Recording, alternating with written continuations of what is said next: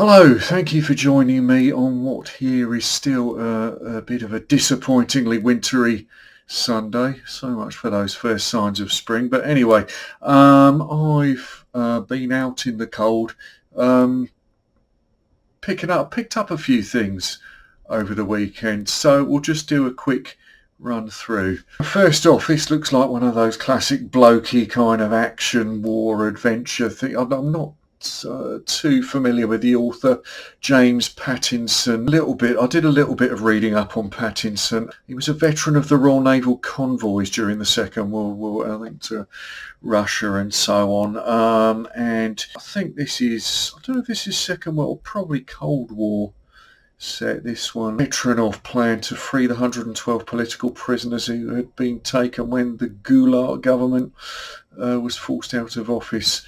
The revolutionary, I don't know where they're talking about actually, maybe Brazil. Brazilian revolutionaries planned to kidnap and exchange a foreign diplomat for 112, must be the American way of talking numbers, political prisoners, but the plot backfires. So it looks quite exciting. This being a US edition, I think it's 1970 something, this one. What you get in the middle, you get full colour cigarette ads. Kent, micronite filter, mild smooth taste, America's quality cigarette. And again, on the other, you get the minty Kents, the menthol. It's a bit like chocolate, isn't it? If you're lucky, you get a minty option. They still make menthol. I've no idea. I haven't touched a ciggy since my teens. Try the crisp, clean taste of Kent menthol. I don't know what a micronite filter is. Anyway, we're at the historical stage where the Surgeon General is telling us at the bottom in smaller print that it's probably not a good idea. But anyway, I'll try that again. I'll hold this one up, this time obscuring the crooked cross on the emblem there. The eagle has landed. Jack Higgins. I think we talked a little bit about dad books, dad fiction last week. Jack Higgins was another of those names. Probably many of you have seen the film of this, in which we're invited to buy into Michael Caine as a German officer. I always struggle with that. It's quite a serviceable, wartime themed adventure. I suppose not. It doesn't seem that credible to me. Tell me if there is some historical something to it. But one of those, I suppose, another of those Boxing Day type films that sort of did the job okay. I've never tried the book. It looks kind of intimidatingly thick. Next up, I've got a Derek Raymond, which you don't see going particularly cheap very often. I think I paid a couple of quid, maybe £3. Didn't cost me much. Now he's kind of, I suppose, best known for I Was Doris Suarez, which I think in the 90s it received this kind of musical adaptation. It was various people involved with Garrett Gallen Drunk. I think James Johnston, I think Terry Edwards was involved, and I think it may have been reprised. If I'm getting this right, it was reprised again after Raymond died. I think he died in the 90s, but the musical adaptation of that book was reprised again. And I haven't read this one. I did read Doris Suarez. It's quite, he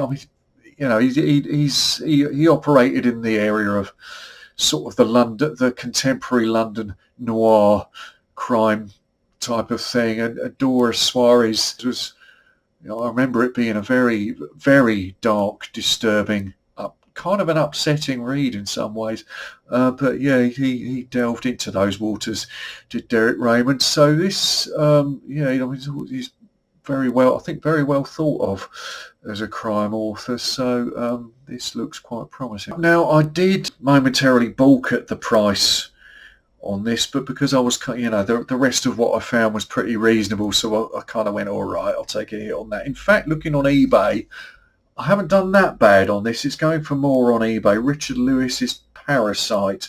I don't know a lot about this one. You see the cover features a skull being molested by a garden snail there. When Peter Braddock planned the perfect crime, he never imagined the horror he was about to unleash on Britain. The circumstances were bizarre. An abandoned cruiser in the English Channel, fearfully mutilated body in one of the cabins, the blood. But how could he ever guess what would happen when he boarded it? Fearsome disease. So it looks like one of those kind of outbreak, plaguey sort of horror, stroke, disaster type of stories, and just very of its period schlocky cover. Though it looks like they've opted for a photographic, as far as my failing eyes can make out. Anyway, he's the author of Spiders. I think I might have a copy of that kicking around somewhere. Devil's Coach Horse. I know I read that. I think that was one of, obviously one of those creepy, crawly bug horrors. I don't know if I still have a copy. I might do. I read it years ago, but okay, he's the author of that. That gives him some context. Last off, now this is a bit of a find now from the the house of quality that is UK tabloid journalism.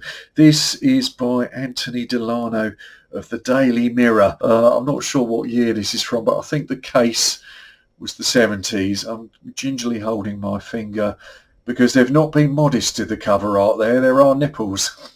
Right, so now the only reason I know who this is was through the Britain's rock veteran Andy Ellison of John's Children, the sort of mod band of the 60s who included a young Mark Bolan in their lineup, and subsequently Andy was in Jet, and after that he was in Radio Stars, so he kind of vaulted from the kind of 60s mod phase to a glam phase to a sort of punky phase, and throughout his career he had had a knack for his records getting banned from the airwaves. It happened with John's Children, I think with Desdemona, which I think that may even have been a Bolan song. It was during Mark's phase with the band, but Desdemona was banned from the airwaves, I think for suggestive lyrics of some. I don't know, it's actually not that out. It's not that strong if you hear it now. But anyway, during his Radio Stars phase, he was the sort of punky point of his career, 1970, I guess, sort of 76ish onwards. They again had censorship trouble. There was there was a song called "The Beast of Barnsley," which they got some trouble for that one, including I think one of was it a relative or one of the mates of the criminal in question sort of started showing an interest in the band. But anyway, there was that, and there was also they had a song, Sex in Chains Blues, released in 1979 on their Holiday album, which concerned itself with this case, Joyce McKinney and the Manacled Mormon.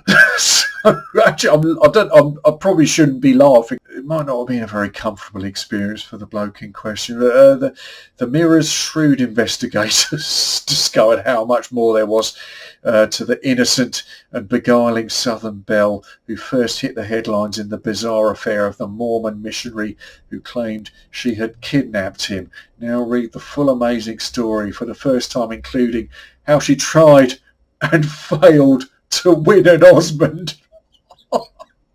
Thing about Mormons, how she marketed her weird sexual services but may still be a virgin. Plus the full story of how she made £25,000, I mean it was a different scale of economics then, in the 18 months in order to run down Kirk Anderson, the man she had vowed to win back at any cost. Written by Anthony Delano, the chief US correspondent of the Mirror, one of the team that tracked down the truth about the amazing Joyce McKinney. So I'm not quite sure the context of why she's wearing a dandy highwayman suit there. I'm not even sure. I haven't got this out of its cellophane yet, so I'm not sure what year this was published. But again, there's a similarly immodest back cover. I'm very gingerly sort of trying to obscure the dirty pillows. If we're going to use pulp term language, dirty pillows. There we go. So this is a bit of a find. Yes. So again, thank you, Andy Ellison, for keeping me for informing me of what all this was about. So then, I'll be delving into this one naturally. But if you get the chance, if you're not familiar with Andy Ellison's musical career, give it a look. Very interesting career. But anyway, that was my weekend. So. Pretty good little haul really, and other than the Richard Lewis title, none of this really cost the earth, so not a bad result. Anyway, thank you again for joining me, and hopefully it'll be a little bit brighter and warmer when I next tune in. Okay, thank you.